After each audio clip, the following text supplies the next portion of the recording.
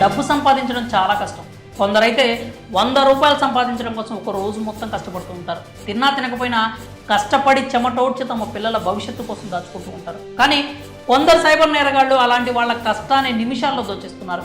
అమాయకులు, అవగాహన లేని వాళ్ళని టార్గెట్ చేసుకుని ఇలాంటి మోసాలకు పాల్పడుతూ ఉంటారు. అయితే ప్రభుత్వాలు, పోలీసులు చేస్తున్న అవగాహన వల్ల ప్రజల్లో మార్పు అయితే వచ్చింది. అందుకే సైబర్ నేరగాళ్లు కూడా వాళ్ళ పందాన్ని మార్చుకుంటున్నారు. ఇప్పుడు ప్రజాపాలన దరఖాస్తులే టార్గెట్గా కొత్త మోసాలకు తెరలేపారు. తాజాగా ఓ మహిళను మోసం చేసిన విషయం వెలుగులోకి వచ్చింది. సైబర్ మోసాల గురించి అయితే ప్రత్యేకంగా చెప్పాల్సిన అవసరం లేదు. గుర్తు తెలియని వ్యక్తులు ఫోన్ చేసి మీకు లాటరీ తగిలిందని, మీరు లక్కీ డ్రాలో విజేతలుగా నిలిచారని, మీకు బంగారం, గోల్డ్ కాయిన్స్ వచ్చాయంటూ చెప్తూ దరఖాస్తు కోసం ఓటీపీ చెప్పాలంటూ మోసాలకు పాల్పడేవాళ్ళు. తర్వాత ఆ మోసాలను ప్రజలు గ్రహించారు. అందుకే సైబర్ మోసగాళ్లు కూడా పందా మార్చారు. మీ బ్యాంక్ అకౌంట్ కేవైసీ చేసుకోవాలని, అకౌంట్ వివరాలు అప్డేట్ చేసుకోండి అంటూ మోసాలు చేశారు. ఉద్యోగాల పేరిట, వర్క్ ఫ్రమ్ హోమ్ పేరిట ఎన్నో మోసాలు చేశారు. ఇప్పుడు సైబర్ నేరగాళ్లు కూడా రూట్ మార్చారు. ఏ విషయాన్నైతే ప్రజలు త్వరగా నమ్ముతారో వాటినే టార్గెట్ చేసుకొని మోసాలకు పాల్పడుతున్నారు. అందుకు వారికి ఇప్పుడు ప్రజాపాలన దరఖాస్తులు మంచి అవకాశంగా మారాయి.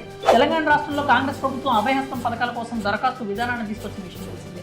6 గ్యారంటీలకు అప్లై చేసుకునేందుకు 1 కోటి మందికి పైగా ప్రజాపాలన దరఖాస్తులు అందజేశారు.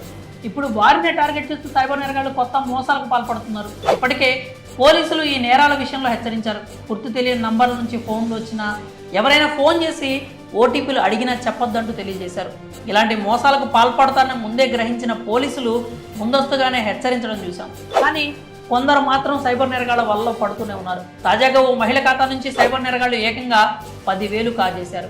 ఆమెకు సంక్షేమ పథకం వర్తింపజేసేందుకు ఫోన్కు ఓటీపీ వచ్చిందని చెప్పారు. తమకు ఆ ఓటీపీ చెప్తేనే దరఖాస్తు ఓకే అవుతుందని మాయమాటలు చెప్పి ఆమె వద్ద ఓటీపీ తెలుసుకున్నారు. ఇంకేముంది, ఆమె ఖాతా నుంచి 10,000 రూపాయలు మాయం చేశారు. 1 కోటి మందికి పైగా తెలంగాణ పౌరులు అభయహస్తం పథకాలకు దరఖాస్తులు తీసుకున్నారు. వారు వారి దరఖాస్తులను నేరుగా అధికారులకు అందజేసి రసీదులు కూడా పొందారు. ప్రస్తుతం ప్రభుత్వం నియమించిన అధికారిక ఆపరేటర్లు ఈ వివరాలను కంప్యూటర్లో ఎంటర్ చేస్తున్నారు. ఈ విధానం ముగిసిన తర్వాత డోర్ టు డోర్ ఎంక్వైరీ ఉంటుంది.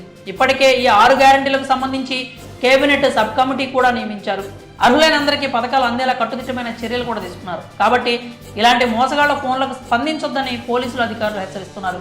ఎవరో గుర్తు తెలియని వ్యక్తులకు ఓటీపీలు చెప్పొద్దంటూ సూచిస్తున్నారు. మరి ఇంత విలువైన సమాచారాన్ని మీ బంధుమిత్రులకు కూడా షేర్ చేసి వారిని కూడా ఒక